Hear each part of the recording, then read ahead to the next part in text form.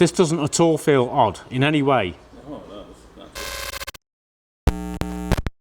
Hi, I'm Steve from 1233D, today in the wonderful warehouse. This week's weekly layer shift, we do have some new news. So, I will first off start with the new Sunlu AMS Lite heater.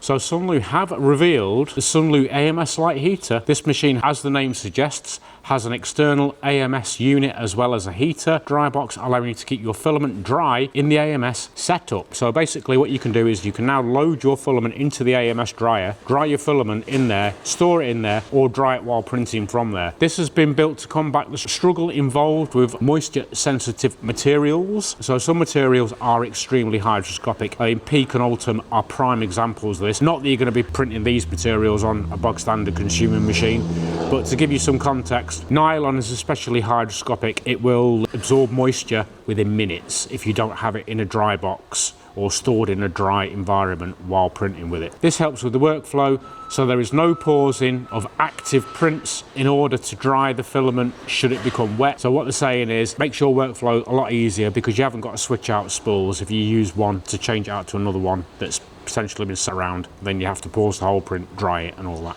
malarkey. It does boast dual airflow channel design that distributes the heated air more evenly. So basically there is a dual airflow channel design which basically circulates the air around the dryer, making sure that you get a uniform dry filament, so it's not going to create a hot spot in one area and not thoroughly dry the filament. Another nice feature, you set the dryer, so I want to dry X filament to 20% humidity, and it will basically run the dryer until the filament reaches that humidity and then turn off, so you're not limited to a timer. If you set it for 12 hours and you did it in 8, it would carry on. The maximum drying temperature is 70 degrees. This is a little bit disappointing in this day and age because a lot of other filaments do require drying at a higher temperature. Borderline, I dry ABS at 70 and I find it to get the right results for what I use it for, but some materials like nylon or whatever else would benefit from a little bit of a higher drying temperature. 70 degrees would do the job, it would just need to be dried for longer. Automatic moisture venting is built in with an automatic air vent release, so once the humidity builds up inside the actual chamber, the drying unit, a vent will open to exhaust that humid air, giving you better drying capabilities going forward.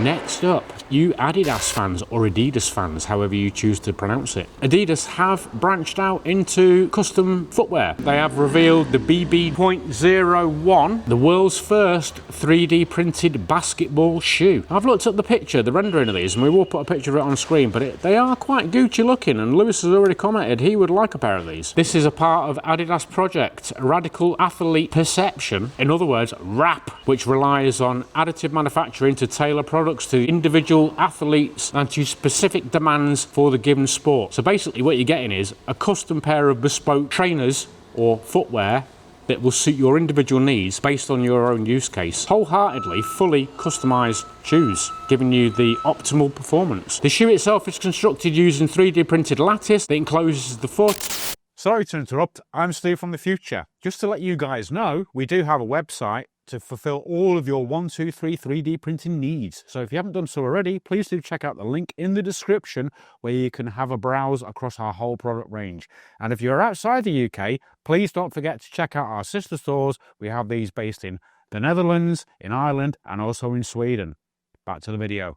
The shoe will first appear on the basketball court during the NBA Summer League. Any NBA fans out there, keep your eye out. So basically what they're saying is with the right technology we can unlock future enhancements for our current athletes. Adidas has a history of using 3D printing in its shoes. It uses 3D printing to print midsoles for the 4DFWD. Basically they've already implemented the tech into insoles for running shoes for athletes, which has proved to be very, very successful. So that is why they've developed it and they are now trying to push this technology forward.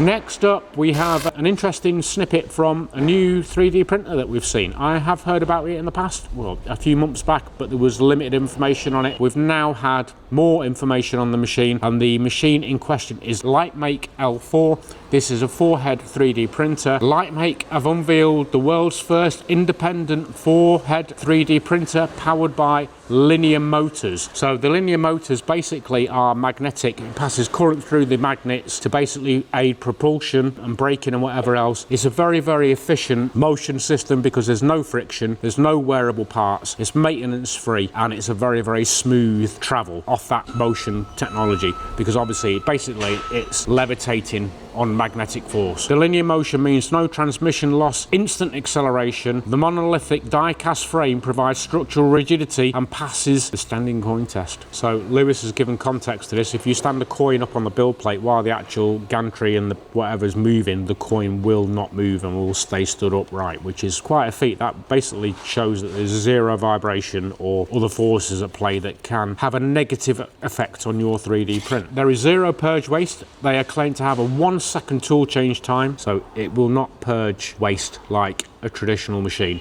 I think what it will need to do is obviously prime each tool when you load filament, but that'll be about it. Increased speed of batch printing on a single build plate or by printing 4 items simultaneously. So what you can do is you can incorporate the 4 tool heads to do multicolor or multi-material printing, or you can basically allocate a quarter of the build plate and give each tool head its own individual job to do, so they'll print all out simultaneously, which is nice. It will print up to 4 materials simultaneously in a single continuous print, so this gives you the option. You could combine, for example, PLA with PVA supports and combine TPU into it, all in the same slice G-code file, which is quite nice. The build volume is 354 by 370 by 386 millimeters, and it has a maximum print speed of 500 millimeters a second with a travel speed of 1000 millimeters a second. This is available to reserve now on Kickstarter and is going to be retailing at around $2,399 US. We will keep our eye on it. There has been some interest around it. Whether we decide to stock it or not going forward, I don't know yet. I'd need to see a little bit more information on the actual machine, but overall the first impressions and the specs that they are claiming to get from the machine look quite promising. But as I say,